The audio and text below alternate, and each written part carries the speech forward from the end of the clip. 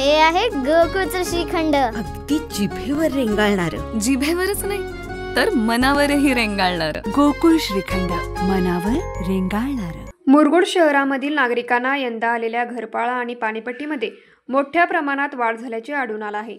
अनेक नागरिकांना थकीत फाळा दाखवून जादा घरपाळा आणि पाणीपट्टी आकारणी बिले आली आहेत. या वाढीव कराच्या विरोधात आज मुरगुड शहरातील नागरिकांनी एकत्र येत नगरपालिकेचे मुख्याधिकारी अतिश वाळुंज यांना याबाबतचे निवेदन दिले व या प्रकाराकडे लक्ष देण्याची मागणी केली.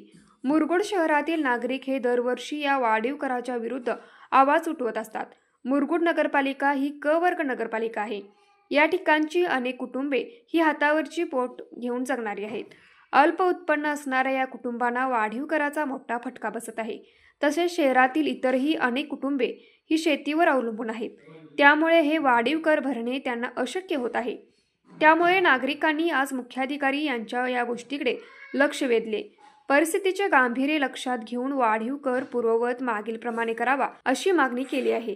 यावेळी उपस्थित समीर गोरोले, अमर सनगर, सामाजिक कार्यकर्ते सर्जेराव भाट, शशिकांत चौगले, सुनील गायकवाड, संतोष दबडे, सिकंदर जमादार, विजय बारड, पांडुरंग खंडागळे, पांडुरंग ढेरे, दिलीप शेनवी तसेच यावेळी मोठ्या संख्येने नागरिक उपस्थित होते.